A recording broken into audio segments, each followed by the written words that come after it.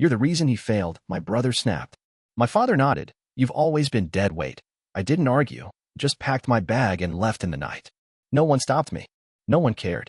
This morning, I woke up to 14 missed calls. Now they're begging for help because the golden boy fell, and I'm the only one standing. They used to say my brother was going to be the next Bo Jackson. Every Sunday after church, the neighbors would gather in the bleachers just to watch him throw a football across the field like it weighed nothing. He was the local legend before he turned 12. My name is Brandon. I'm 28 now, but this part of my story starts way back in Somerset, a quiet farm town in upstate New York where legacies are passed down like old tractors and grudges. I was always the other kid, the one who read books under the bleachers while my dad shouted drills at my brother from the sidelines. My father, Ronald, was obsessed with sports, not just playing them, but the legacy they were supposed to create. My brother, Trevor, was his masterpiece. I, on the other hand, was just background. I got straight A's, won spelling bees, even painted a mural that made it into the county fair. But nothing I did ever earned more than a distracted, "That's nice," son from him. When I was 14, Trevor missed curfew because he snuck out to meet some girl. Dad found me first. I was in my room finishing a model airplane kit I'd bought with money from mowing lawns. He didn't even ask if I'd seen Trevor. Just launched into it. "You're the older one," he barked. "Why didn't you keep him in line? You know how important next season is." "I didn't even know he left," I said, confused. "That's the problem," he said. "You're never paying attention." I was paying attention. Always. That was the worst part. I saw it all. The favoritism, the pressure, the blind spots. I saw Trevor turning into someone who only cared when people were watching. And I saw myself, shrinking in corners no one noticed, trying to make myself useful with achievements that collected dust on the fridge for a week before being replaced by newspaper clippings of Trevor's touchdowns. I tried everything to matter. Debate team, for .0 GPA, valedictorian. I even applied to college a year early, hoping that maybe a scholarship would impress him. When I showed him my acceptance letter, he skimmed it and said, "You're not going to quit on your family now, are you? Your brother needs you." When Trevor blew his chance at making the national team because of a failed drug test, it was like watching a house collapse in slow motion. The scouts pulled out, and the press started digging. The story got ugly fast. That night, the house was quiet, like before a storm. Then Dad called me into the living room. Mom sat on the edge of the couch, eyes red, not saying anything. "This is your fault," Dad said. "You were supposed to keep him focused. Instead, you let him spiral." "What?" I blinked, stunned. "I didn't even. You're the reason he's not on that field." Something inside me cracked then. I didn't yell. I didn't cry. I just stood there as Dad pointed to the door. "Get out." That was it. After 18 years of trying to be good enough, I was blamed for someone else's fall and thrown away like I'd never been part of this family at all. And the worst part? I wasn't even surprised. The house was dark when I left. I didn't pack much, just a worn duffel bag, my school laptop, and the emergency stash I'd been saving from odd jobs. A couple $100. Not enough to do anything permanent, but enough to keep me moving for a few days. I didn't say goodbye. What would have been the point? The bus to Albany came at 2:15 a.m. I sat by the window, my coat zipped up to my chin, trying not to think about what I'd just left behind. The fields rolled past, shadowed in moonlight, and I realized for the first time that I didn't know where I was going. Just that I wasn't going back. When I stepped off in the city, it was cold. Not the sharp cold of Somerset with its open fields and wind that bit through your clothes. This was a heavier cold. Damp, greasy, the kind that stuck to your skin and made your bones ache. I walked with no plan, hugging the duffel close. The streets were mostly empty, just a few late-night stragglers and delivery vans. I wandered until my feet hurt, finally ending up in an industrial district where the streetlights buzzed and flickered like they were running on borrowed time. The 24-hour laundromat sat between a pawn shop and an old mechanic's garage.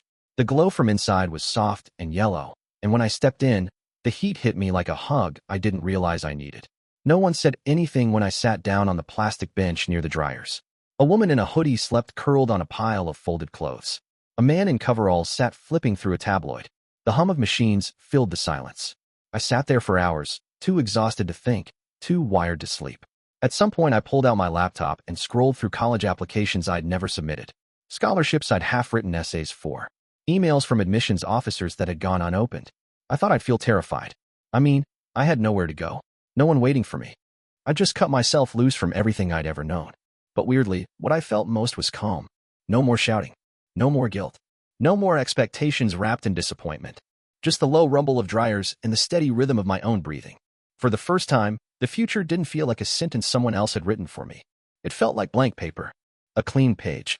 I leaned back against the wall and closed my eyes, listening to the spin cycle thump. Maybe I didn't have a plan yet. Maybe I didn't even have a home. But I had a choice. And this time, whatever I built next, it would be mine. By the third day, I was running low on food and even lower on options. The free muffins at the church shelter tasted like wet cardboard, and the thin broth they called soup wasn't doing me any favors either. I needed money. Not a lot, just enough to buy myself a little time. A few bucks to survive while I figured out something more permanent. The public library became my second home. Warm, quiet, and nobody asked questions. I'd sit at the computers for hours, clicking through job boards, rewriting the same one-page resume to make it sound like my time cleaning out garages and tutoring middle schoolers was actually valuable experience. I applied for anything I could. Assistant janitor at a rec center, overnight stocker at a pharmacy, backroom retail shifts at a dollar store. No pride. Just survival. The call came on a Thursday.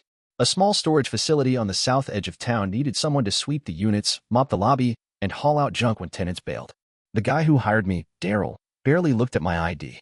He saw someone willing to do the work no one else wanted, and that was good enough for him. Start tonight, he said, handing me a ring of keys. Don't steal anything and don't fall asleep on the job. The pay was minimum wage. But the hours were steady, and after 2 weeks of showing up on time and doing the job without complaining, Daryl added a few more shifts to my schedule. It wasn't glamorous. I was scrubbing dried soda off cement floors and sweeping up rat droppings some nights. But I was working. That meant something. I rented a cot-sized bunk in a hostel above a pawn shop. $60 a week. Shared bathroom, no kitchen, but the guy who ran it was decent and let me stay cash only. Most nights I ate canned beans or discount instant noodles. Sometimes both. I'd heat them up with a kettle and tell myself it wasn't so bad. At least I was out of the laundromat. One afternoon at the library, I noticed a girl crying into her spiral notebook. The table next to me had her books spread everywhere, math problems, science flashcards, half-written essays. She looked barely 16, and she was clearly drowning. I hesitated, then slid a little closer. You okay? She wiped her nose. I have an exam tomorrow, and I'm failing algebra. Let me see. We spent the next hour going over formulas and problem sets. She caught on quick, and by the end, she was grinning and nodding like it finally made sense. You're, really good at explaining stuff, she said, almost surprised. I hadn't felt useful in so long I almost forgot what it felt like. The next day, I typed up a flyer. Organizational coaching and exam prep. Affordable help for students who need it most. First session free. I taped it to the bulletin board at the library and left a stack near the checkout counter. It wasn't much. Just some paper and hope. But it was a start. And for the first time, I wasn't just surviving. I was building. The flyers started slow. A few curious teens, a couple of tired parents. At first, I thought it was going nowhere. But one kid told his cousin, who told his neighbor, and within 2 weeks, I was booked almost every evening. Most of my clients were struggling students, some in high school, others adults in night school trying to pass their GEDs. They didn't need someone with a degree. They needed someone who could sit beside them and make the chaos make sense. That, I could do. I kept my rate low, $10 an hour, and made the first session free. Some couldn't even pay that, so they brought me food instead. A homemade sandwich. A bag of apples. One mom even brought me socks. Didn't matter. I accepted it all. Every thank you. Every gesture. By the end of the month, I'd saved up enough to rent a tiny office space over a deli. It smelled faintly of pastrami at all hours, but the rent was cheap, and I could lock the door. That was good enough for me. I painted the walls myself and furnished it with mismatched chairs I found on the curb. I wrote my name on the door with a dry erase marker. Branded J, Study Coaching and Life Skills Support. No title. No degree. Just my name and what I could offer. During the day, I still worked part-time at the storage facility. Daryl never asked where I went in the evenings, but one day he stopped me on my way out. You still working with those kids? Yeah, I said. Got about 9 regulars now. He nodded slowly. Didn't think you'd stick around when you first showed up. Thought you were another burnout. I shrugged. Maybe I was. He grinned. Not anymore. A couple weeks later, a reporter from the local weekly paper stopped by my office. One of my students had written a letter about how she passed her first real exam thanks to some guy upstairs who made a flyer with his last $10. She asked questions. Took a few photos. When the article ran the following Thursday, I didn't even know about it until 3 new students showed up holding the paper. Street coach turned scores around, the headline read. My phone didn't stop ringing for the next 2 days. I used some of the extra income to buy real chairs. A used dry erase board. A second-hand laptop for the kids who didn't have one at home. I kept everything simple. Focused. Personal. One night, as I locked up, I stood in the middle of the room and just stared at it all. No one had handed this to me. There were no shortcuts. No sponsors. No family safety net waiting to catch me. Just grit, patience, and a quiet belief that maybe, just maybe, I wasn't as invisible as they made me feel. I was still nobody, at least on paper. But in this space, with these kids, I mattered. And that was everything. The YouTube channel started as a favor. One of my students, Jameer, a high school senior with a sharp eye for editing, asked if I'd let him film one of our study sessions. "You explain stuff better than the teachers," he said. "If more people heard the way you break things down, they'd actually get it." I figured, why not? He uploaded the clip the next day. It was nothing fancy, just me in front of my whiteboard explaining time blocking techniques and how to stop procrastinating with a 3-folder system. My shirt was wrinkled. The lighting was awful. But the comments? This actually makes sense. Dude, I've never been able to follow this until now. Why isn't this how school works? The video hit 5,000 views in a week, 10,000 by the next. It didn't go viral. It grew like roots, slow and quiet, but solid. I posted more videos. One on how to organize your Google Drive. Another on prepping for midterms without melting down. Each one was just me being real. No clickbait. No gimmicks. And people responded. The comments became emails. The emails became Zoom requests. And then one night, I got a message from a company I hadn't heard of, LearnBridge, a digital learning platform that wanted to sponsor my channel. "We love your approach," the rep said. "It's authentic. Honest. We think you could be part of something bigger." I didn't know what to say. Me? A guy who used to scrub gum off storage unit floors? A guy who used library Wi-Fi to print flyers? They offered me a small monthly deal, enough to quit the storage job. Enough to breathe. For the first time in my adult life, I had financial room to stretch. I invested in better gear. A tripod. A ring light. A real microphone. My videos got cleaner. My reach got wider. I wasn't just coaching kids in Albany anymore. I was reaching people in Detroit, Boise, Jacksonville. People who had never seen a coach that looked like them. Who didn't need degrees or a perfect GPA to feel seen. 6 months later, I self-published my first guidebook. Get Unstuck. Real systems for real students. I didn't expect much, maybe a few dozen downloads. But it took off. Reviews poured in. One teacher emailed me and said she based her entire after-school study program on my chapter about study traps and how to escape them.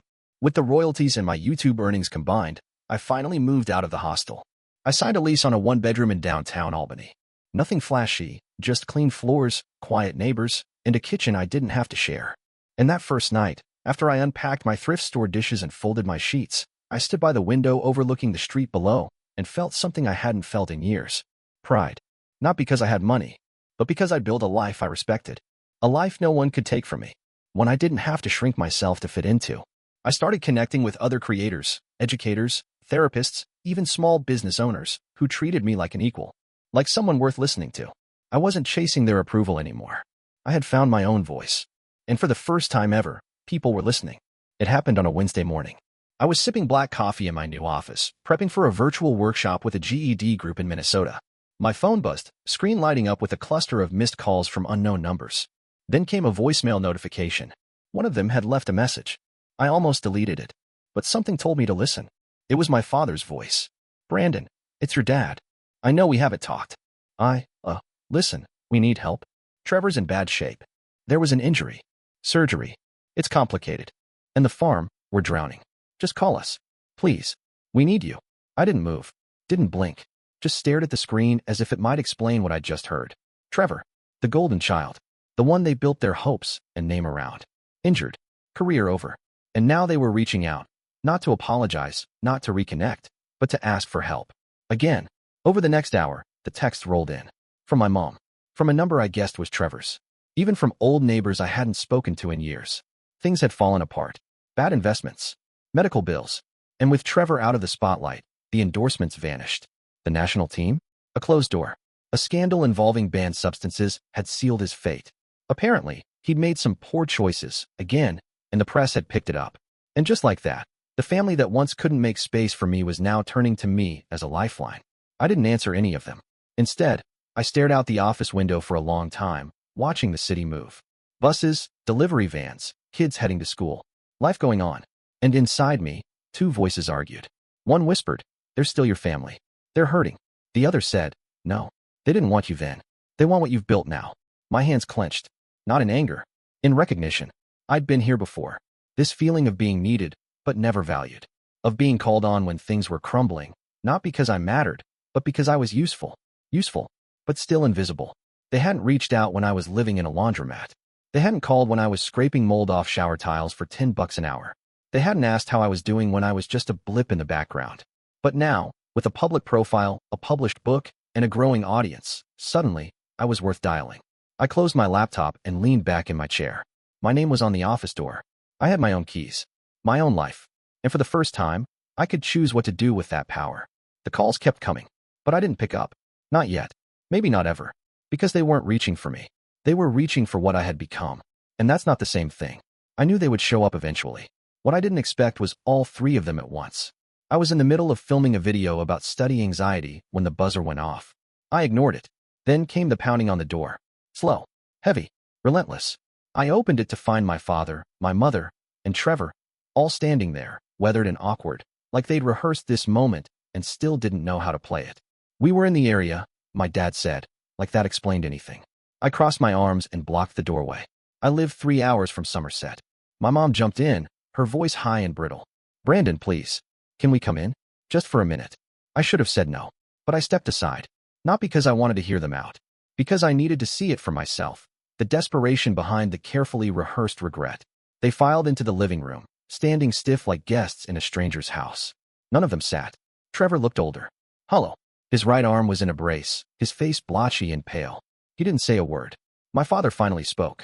I know we didn't handle things right. But your brother, he's going through something. The injury changed everything. The endorsement deals are gone. The farm's defaulting on the line of credit. Okay, I said. My mom flinched. We're asking if you'd consider helping. Just to get us through the next few months. You're doing so well. That word again. Help. I looked at Trevor. His eyes met mine for half a second before dropping to the floor. You know, I said, pacing slowly across the room. You blamed me for his failure. Kicked me out of the house. Said I was the reason he wasn't focused. And now you want what, my money? My time? My forgiveness? My father's face tightened. You're twisting this. No, I said, my voice low and steady. I'm remembering it exactly the way it happened. My mom stepped forward, wringing her hands. Brandon, please. We were under so much pressure back then. We made mistakes, but we're still family. I looked her dead in the eyes. Family doesn't shove someone out the door when they're 17 and scared. Family doesn't scapegoat the quiet kid to protect the favorite. Trevor finally spoke, voice rough. I didn't ask for this. No, I said, but you took it. Every time. Every second of praise. Every pass on your mistakes. And you never once said, hey, maybe Brandon deserves better. He had no response. Just silence. My dad let out a sigh, the fake kind people use when they want to sound wise. Don't let pride get in the way, son. I stepped toward him until we were face to face. This isn't pride. This is clarity. My mom's voice cracked. We're asking for a second chance. I shook my head. You already got it. It was every time I tried to impress you. Every trophy I brought home. Every A I posted on the fridge next to his newspaper clippings. And none of it was ever enough. I walked to the door and opened it. This is my space. My life. I built it from the ground up while you pretended I didn't exist. You can't have it. Not any of it. They stood frozen. Ashamed. Or maybe just disappointed their plan didn't work. You're seriously going to turn your back on your own family? My dad asked. I'm not turning my back, I said. I'm finally facing forward. Then I said the words I'd been waiting years to say. You had your chance. You blew it. And I closed the door. No yelling. No threats. Just a quiet, final click of the lock behind them. And not a single regret. The silence afterward was almost jarring. No more texts. No more calls. No more unexpected knocks on the door. For a while, I kept expecting the next shoe to drop. Some guilt-ridden voicemail from my mom. Some vague Facebook post aimed at me from Trevor. But nothing came. Just quiet. And instead of feeling abandoned, I felt free. I got up early the next morning and brewed coffee without checking my phone. Sat at my desk, reviewing a study module I was building for a community college in Arizona. Halfway through editing, I stopped and looked around my office. The whiteboard was still smudged from last night's session. My desk was cluttered with student notebooks, sticky notes, and a half-eaten protein bar. It wasn't glamorous, but it was mine. All of it. Later that day, I filmed a new video called When Family Hurts You, How to Reclaim Your Focus. It wasn't a sob story. I didn't name names. I just spoke the truth about toxic loyalty, about emotional weight people carry when they're expected to play roles that crush them. The response was overwhelming. Comments poured in from people who felt seen, who were trying to survive their own versions of Trevor or Ronald, or a mother who played peacemaker and ghost at the same time. That's when I realized my pain wasn't a dead end. It was a bridge. I started holding small online sessions just for people struggling with family dynamics. Students who'd been disowned. Adults rebuilding from the ashes of a childhood where they were never the favorite. I didn't have all the answers, but I knew how to listen. And I knew how to help people build systems that gave them control again. That was something my past had trained me for. One of my favorite students, a 19-year-old named Jules, had been couch surfing since she came out. Her mom told her she was no longer welcome, and she was trying to finish her GED while working 2 jobs. She showed up to every Zoom class, always apologizing for her background noise or poor connection. One night, after class, she stayed on. "You always seem calm," she said. "Like none of this messed you up. How do you do that?" I paused, thought about the laundromat, the beans warmed up in a kettle, the door slamming behind me that last night in Somerset. "I let it mess me up," I told her. "But then I built something out of the mess. One piece at a time." She nodded slowly, and I saw something shift in her. Not fixed, not healed, but grounded. And I realized I didn't need an apology from my parents or redemption from Trevor. I had this. The silence from them never broke. After weeks passed with no contact, I knew it was over. They'd closed their door, and I had closed mine. But on my side of it, there was peace. Not perfection, not closure wrapped in a neat bow, just the quiet of a room I owned. And for once, that was more than enough. It started with an email I almost deleted. Subject line: story inquiry, documentary feature opportunity. At first, I thought it was spam, but something made me open it. A producer from a small but respected independent film crew had seen one of my videos, Invisible No More, How I Built a Life Without Permission. She said it struck a nerve. They were doing a series called Ordinary Architects, spotlighting people who had rebuilt their lives from scratch. Would I be open to an interview? I stared at the message for a long time. Then I typed back 2 words. "Why me?" She responded, "Because you never waited for permission to matter." A month later, they filmed in my office. 2 days with cameras tucked into corners, mic wires looped around my collar, and bright lights that made my palms sweat. They asked about the early days, about the storage job, the flyers, the hostel bunk. They asked about the call from my father, about the door I closed and never reopened. I told them the truth. Not for sympathy, just clarity. The documentary aired 3 months later, titled From Forgotten Son to Founder, The Brandon J. Story. It didn't blow up like some viral clip. It didn't need to. The right people found it. I started getting messages from teachers, youth counselors, foster kids, immigrants, single moms, people who were living on the edge of someone else's shadow and looking for a way out. The story gave them a mirror. And for once, I wasn't just some guy who'd been hurt. I was someone who had built something from it. Later that year, I got invited to speak in Toronto, then Chicago, then Amsterdam. My first time out of the country. I stood on stages I never imagined I'd reach, talking about systems, study skills, and the hidden power of being underestimated. I launched a small scholarship fund for students like me, those who had nowhere to fall, but climbed anyway. I named it Second First Chance. Not poetic, just honest. The apartment grew into something more permanent, a condo with enough space for a guest bed and a view that didn't face a wall. I filled it with books, thrifted art, and hand-me-down mugs that didn't match. Still no family photos. Still no calls from Somerset. But I didn't need them anymore. One afternoon, I stood in front of a room full of community college students. Some were fresh out of high school. Others had kids waiting at home. Some wore suits. Others wore hoodies and bags under their eyes from double shifts. I looked around and smiled. "First things first," I said. "You're not behind. You're not broken. You're just starting from where you are. And that's more than enough." They leaned in. They listened. And in that moment, I knew this was it. The life I'd built wasn't revenge. It wasn't even survival anymore. It was purpose. It was peace. And it was mine.